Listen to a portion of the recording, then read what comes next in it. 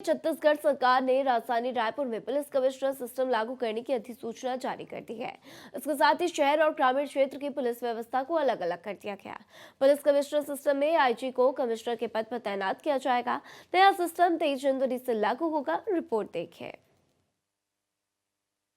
छत्तीसगढ़ की राजधानी रायपुर में अब पुलिस कमिश्नर सिस्टम काम करेगा। सरकार ने इसकी अधिसूचना भी जारी कर दी है। रायपुर शहर के शहरी इलाकों के 21 पुलिस थानों को पुलिस कमिश्नरी के दायरे में शामिल किया गया है।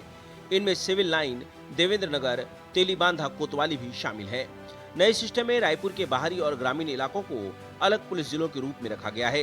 ग्रामीण क्षेत्र में 12 थानों के लिए अलग से पुलिस अधीक्षक की तैनाती की गई है। छत्तीसगढ़ की पुलिसिंग में कसावट लाने के लिए पुराने सिस्टम को बदल के नया कमिश्नरेट सिस्टम लागू किया गया है। 23 जनवरी से ये सिस्टम यहाँ पे फंक्शन करेगा, कार्य करेगा और इसके लिए 21 थानों को शहरी क्षेत्रों में और 11 थानों को ग्रामीण क्षेत्रों में रखा गया है।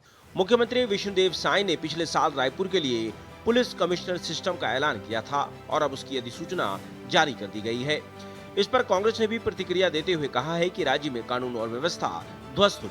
सरकार को तो सबसे पहले इस तरह की घटनाओं को रोकने के लिए कानून व्यवस्थाओं को दुरुस्त करना पड़ेगा। कानून व्यवस्था तो पूरी तरह से खत्म हो चुकी है, डर भय खत्म हो चुका है। अपराधी बेलगाम घूम रहे हैं। किसी के घर तोड़ देने से अपराध नहीं रुक सकता। सरकार को कानून व्यवस्था को दुरुस्त करने के लिए काम करना चाहिए। बहरहाल रायपुर में पुलिस कमिश्नर सिस्टम लागू हो जाने के बाद अब राजधानी रायपुर में अब 2 अलग अलग पुलिस प्रशासनिक ढांचे काम करेंगे।